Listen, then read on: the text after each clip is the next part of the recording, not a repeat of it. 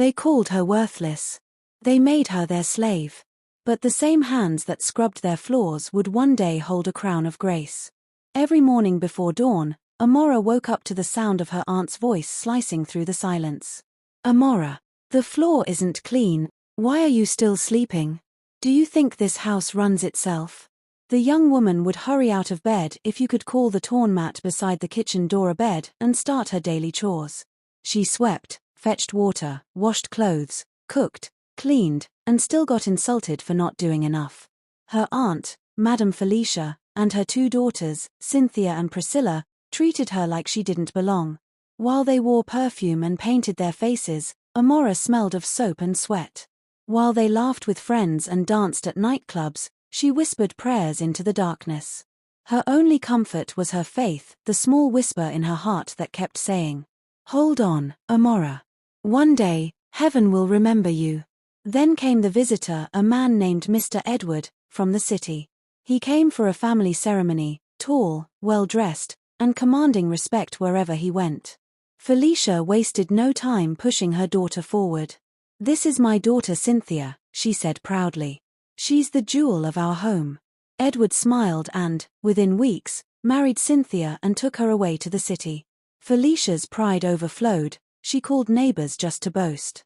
But pride often walks with blindness. Months later, Cynthia returned angry, humiliated, and abandoned. Her husband had sent her away. She couldn't cook, couldn't clean, couldn't respect him.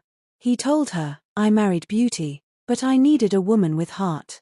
Felicia was furious, not at her daughter, but at Amara. "You brought bad luck into my home," she screamed.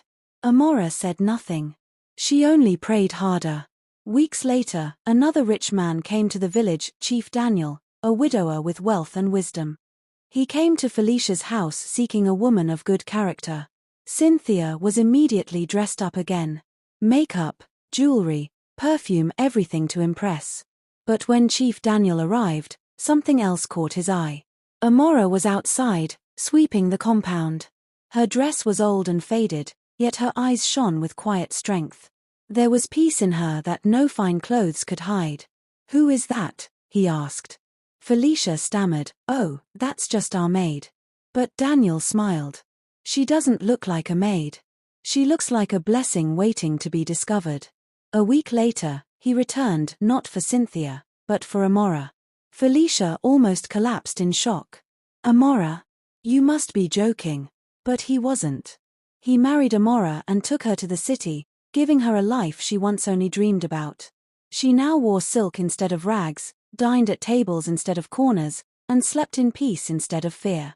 At night, she still whispered the same prayer she once said through tears. "Thank you, Lord. You never forgot me." Months later, Felicia and her daughters visited the city, their faces full of disbelief. There was Amara, radiant, confident, graceful.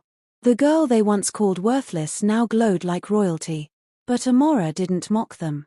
She smiled gently and said, "You see, God doesn't forget. Sometimes He hides your blessings in pain, just so your enemies will witness your rising." And that day, everyone knew heaven had finally remembered Amara.